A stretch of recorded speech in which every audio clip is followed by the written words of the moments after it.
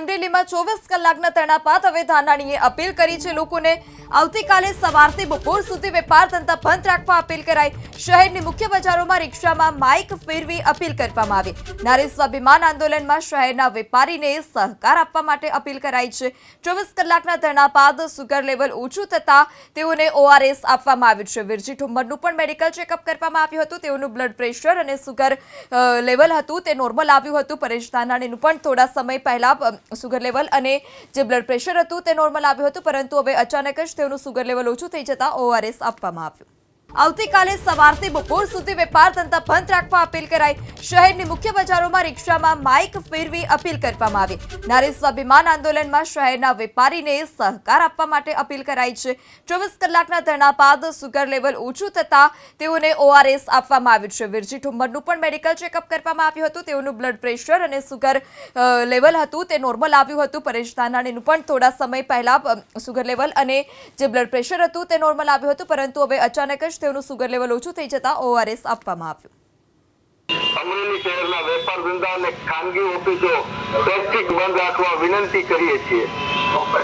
પીડિત ફાઇલને ન્યાય આપવા અને સરકારની સંવેદનાને જગાડવા તથા ગુજરાતની દીકરીઓની સલામતી માટે આવતીકાલે સવારથી બપોરે સ્વૈચ્છિક બંધ રાખવા વિનંતી કરીએ છીએ। એક કુંવારી કન્યાની આબરૂ લેનારી અમરેલીની કલંકિત ઘટનાએ સમગ્ર ગુજરાત નું નાક વાટ્યું છે, ત્યારે એક નિર્દોષ દીકરીના ન્યાય માટે ગઈકાલે સવારે શરૂ થયેલું નારી સ્વાભિમાન આંદોલન એને આજે સળંગ 24 કલાક પૂરા થયા। એમ છતાં રાજ્ય સરકાર દ્વારા જે કોઈ કાયદાનો ભંગ કરનારા લોકો છે એને હજુ સુધી સજા આપવામાં આવી નથી। ત્યારે આ આંદોલનને પરિણામ સુધી આગળ ધપાવવા માટે પરેશ ધાનાણી વધુ 24 કલાક અન્નના દાણા વગર આ ધરણાને આગળ ધપાવવાની જાહેરાત કરે છે। આ બનાવ જેના કારણે બન્યો છે, જે રાજકીય સાઠમારીનો નિર્દોષ દીકરી ભોગ બની છે, એ સત્યને ઉજાગર કરવા માટે સ્થાનિક ચૂંટાયેલા પ્રતિનિધિ અને રાજ્યના નાયબ મુખ્ય દંડક કૌશિકભાઈ વેકરિયાનો નાર્કો ટેસ્ટ કરવા માનનીય મુખ્યમંત્રીને આ સમિતિ વિનંતી કરે છે।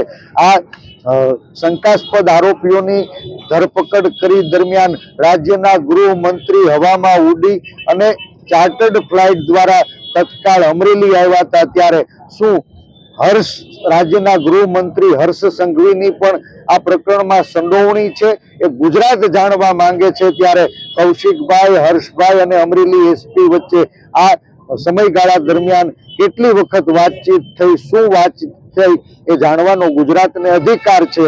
એટલે હર્ષભાઈ સંઘવીનો પણ નાર્કો ટેસ્ટ કરાવવામાં આવે અને એના આંતરિક કોમ્યુનિકેશન, એ ટેલિફોનિક હોય, વોટ્સએપ કોલ હોય, સિગ્નલ હોય કે કોઈ પણ સોશિયલ મીડિયાનું પ્લેટફોર્મ, એની તપાસ કરવામાં આવે, આ મંચ ઉપરથી સમિતિ માગણી કરી રહી છે।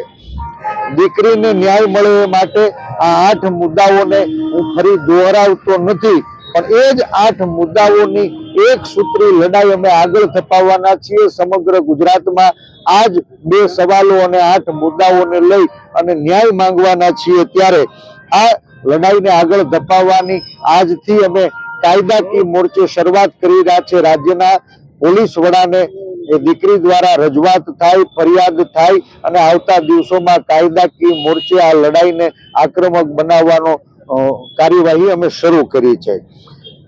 આ ધરણા વધુ 24 કલાક ચાલશે અને આવતીકાલે સવારે અમરેલીના વેપારીઓને સ્વૈચ્છિક રીતે આ દીકરી ઉપર જે અત્યાચાર થયો છે, અડધો ટક બંધ પાડવાની વિનંતી કરી છે, એ અમરેલીના વેપારીઓ આવતીકાલે બપોર સુધી અમરેલી બંધ રાખી સરકારને જગાડે એવી અમે વિનંતી કરી છે। અને મને વિશ્વાસ છે કે મારું અમરેલી બંધ રહી અને આ પીડિતની વેદનાને વાચા આપશે।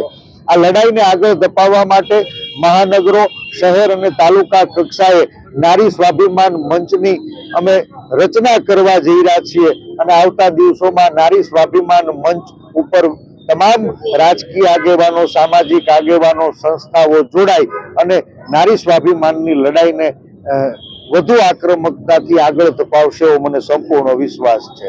રાજ્યના તમામ તાલુકાઓમાં નારી સ્વાભિમાન આંદોલન સમિતિ દ્વારા આવતા દિવસોમાં દીકરીને ન્યાય અપાવવા આવી ઘટનાઓનું પુનરાવર્તન ન થાય એના માટે આવેદન આપશે અને સાથે જ આ સમાજ ઉપર પ્રભાવ પાડનારા એ ધાર્મિક આગેવાનો હોય, સામાજિક આગેવાનો હોય, રાજકીય આગેવાનો હોય, સ્વૈચ્છિક સંસ્થાઓ હોય, એ બધાને આંદોલનમાં જોડવા માટે થઈને અમે વિનંતી કરવાના છીએ, વિનંતી પત્ર લખવાના છીએ, શક્ય હશે ત્યાં રૂબરૂ મુલાકાત પણ લેવાના છીએ. બધા જ સન્માનની સાધુઓ, સંતો, તમામ સમાજના શ્રેષ્ઠીઓ, સામાજિક, રાજકીય અને સ્વૈચ્છિક સંસ્થાના પ્રતિનિધિઓ આ નારી સ્વાભિમાન આંદોલનની અંદર સમર્થન કરે, સરકાર ઉપર દબાવ ઉભો કરી એક નિર્દોષ દીકરીને ન્યાય અપાવે એ લડાઈને અમે આગળ ધપાવવાના છીએ.